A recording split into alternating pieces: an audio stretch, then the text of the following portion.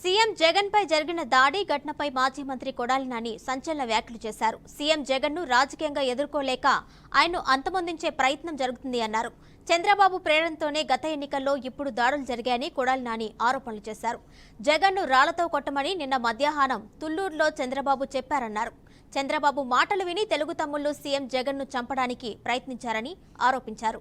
దేవుడి దీవెనలు ప్రజల ఆశీస్సులు ఉండబట్టే సీఎం జగన్ గాయంతో బయటపడ్డారు అన్నారు. సీఎం జగన్ కు బ్లాక్ క్యాట్ సెక్యూరిటీ ఇవ్వాలని కొడాలి నాని డిమాండ్ చేశారు.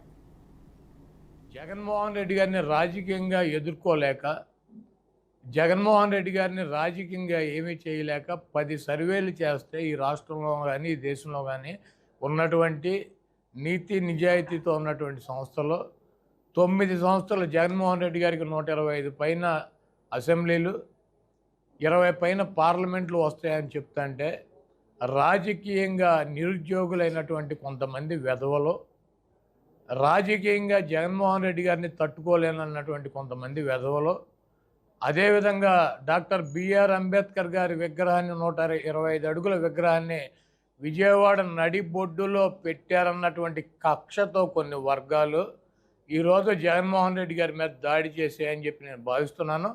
డెఫినెట్గా అంత దమ్ము ధైర్యం ఒక ముఖ్యమంత్రి మీద దాడి చేయాలి అంటే ఆ రకంగా ఒక ముఖ్యమంత్రి ప్రాణాలు తీయటానికి కూడా వెనకాడనటువంటి పరిస్థితి ఉందంటే దీని వెనక చాలామంది పెద్దలు ఉన్నారు.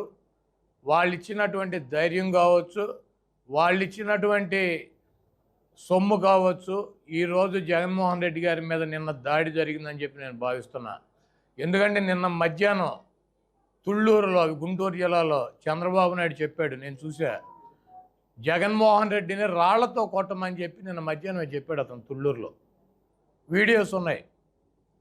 జగన్మోహన్ రెడ్డిని రాళ్లతో కొట్టండి, దుర్మార్గుడు, సైకో, అతని మీద రాళ్లతో దాడి చేయండి అని చెప్పి నిన్న మధ్యాహ్నమే మరి చంద్రబాబు చెప్తే ఈ పచ్చ కుక్కలో ఈ తెలుగు తమ్ముళ్ళు కులాన్మాదంతో ముదిరిపోయినటువంటి పిచ్చి పరాకాష్ఠకెక్కినటువంటి కొంతమంది వ్యక్తులు చంద్రబాబు మాటలు విని జగన్మోహన్ రెడ్డి గారిని చంపడానికి అది ఒక రాయి ఇసిరితే వచ్చి అంత ఫోర్స్గా ఒకళ్ళకి తగిలి పక్కన ఉన్నటువంటి ఎల్లంపల్లికి తగిలి ఈయనకేమో నుదురు మీద చిట్లి పక్కన ఉన్నటువంటి ఎల్లంపల్లికి కూడా అంత గాయం జరిగిందంటే అది ఎంత ఫోర్స్గా వచ్చింది.